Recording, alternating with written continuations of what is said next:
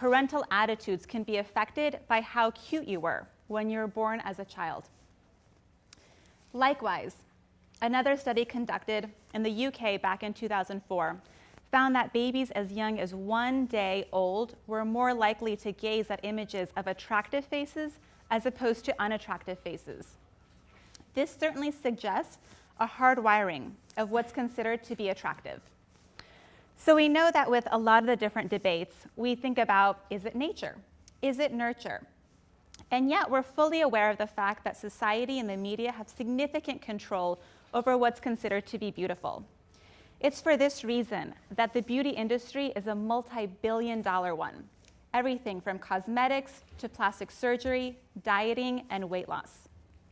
But how do we really know that our ideas of beauty are socially constructed? I would argue, walk into any museum and look at the artwork from a few centuries back when the women who were beautiful were curvaceous, because curvaceousness was a sign of wealth, and wealth in essence was equated with beauty. Today, ironically, in industrialized nations, starvation is a symbol of beauty. If you look at these same paintings, you'll notice that the women were actually fairly light in skin tone. Back then, women would actually ingest small amounts of arsenic, the poison, in order to look this way. Today, however, we go to tanning salons, we use self-tanning sprays, we expose ourselves to harmful radiation and chemicals because we've determined that this is what looks beautiful. Bronze is suddenly beautiful now. I would argue that our fascination with beauty is truly a cultural obsession. There was a study conducted of photographs of models, and what they found were 6 different types of beauty. So what these include are the girl next door, the cute, the trendy, the sex kitten, the feminine or classic beauty, and finally, the exotic beauty. But today, the type of beauty that I'd like to focus in on is the exotic beauty, because the reality is there's something seriously wrong with even having such a category. About 2 years ago now, I'm a writer for Psychology Today. I wrote a blog article about the exotic beauty. And what I explained in that is that such a designation is essentially discriminatory. To this date, I continue to get comments from readers across the globe. Some have said, wait a minute, being an exotic beauty is something that I consider to be a compliment.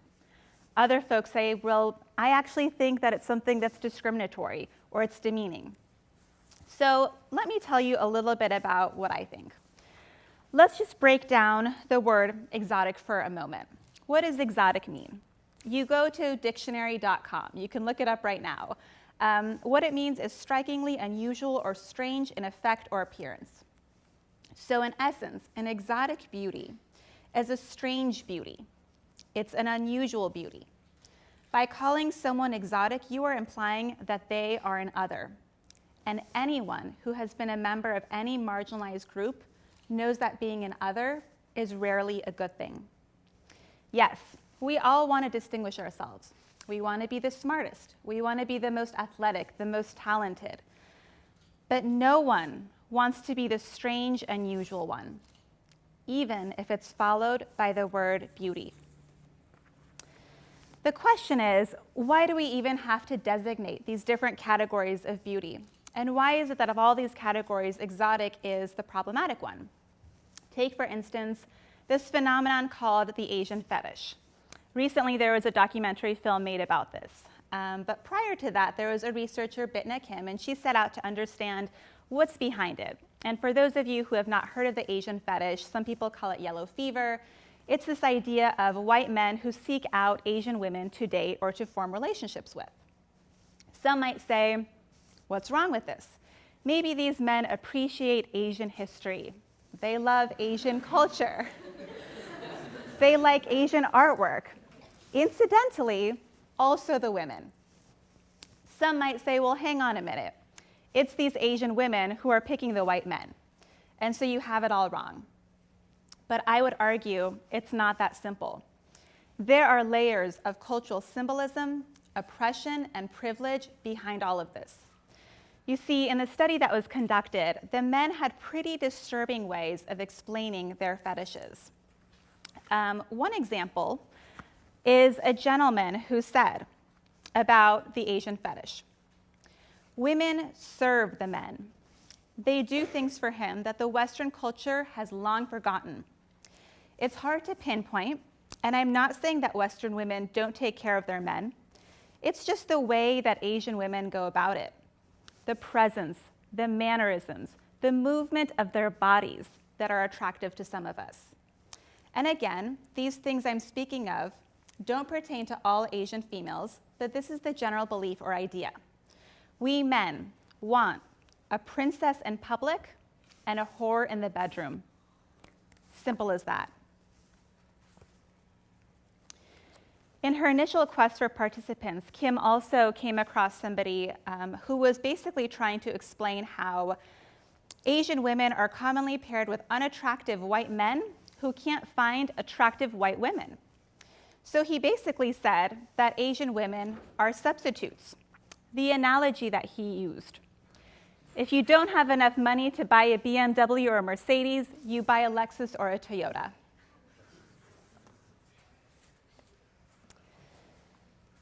Some of you might be arguing, well, you know what, this was one study, one sample. However, acclaimed multicultural researcher Dr. Daryl Dwing-Sue from Columbia University also found evidence with his research teams for the Asian fetish.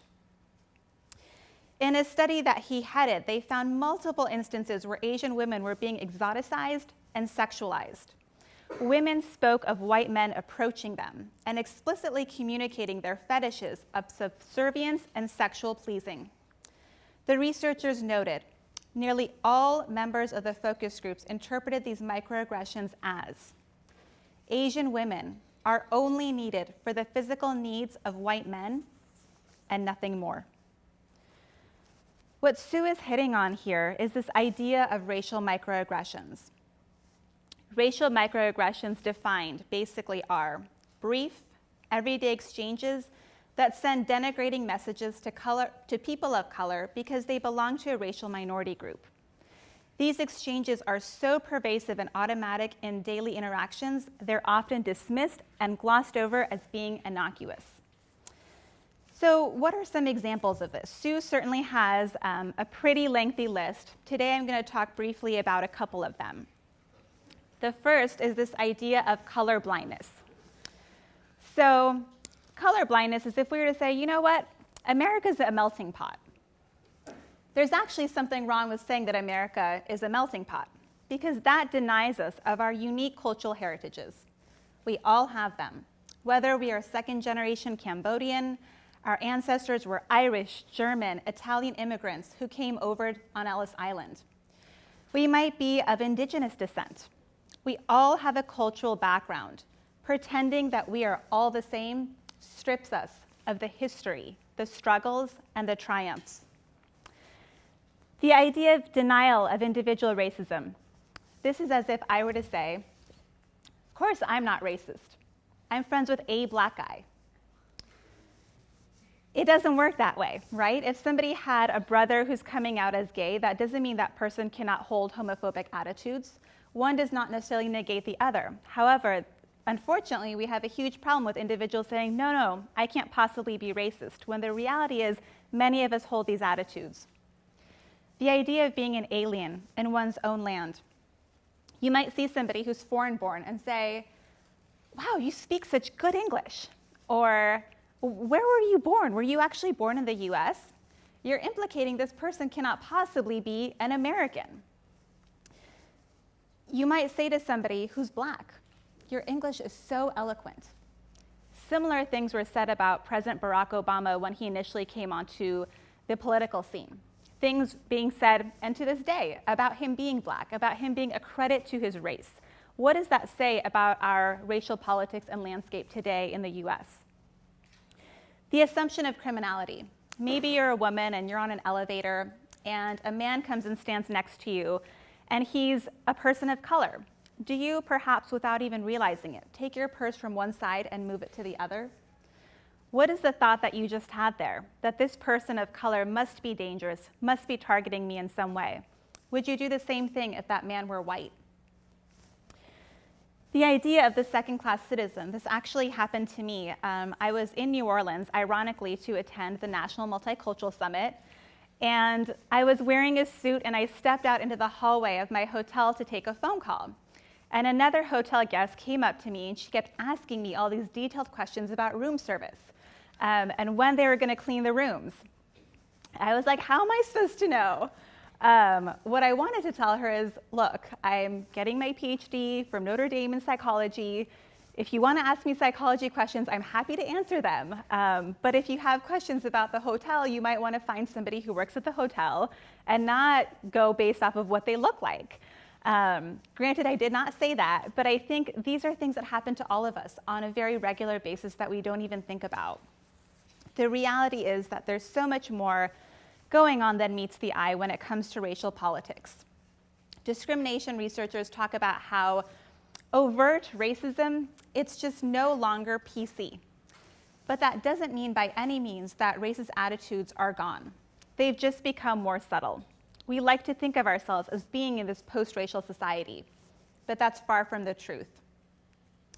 Many of these forms of racial microaggressions happen without our meaning to, and we may even be well-intentioned. Let me give you another example. I was once talking with one of my male friends in the psychology department at the time. And we were having this conversation, joking around about who was really attractive in the department. So he was talking about the pretty women and going on. And then I made a joke and I said, well, obviously I'm on the list of pretty girls in the department.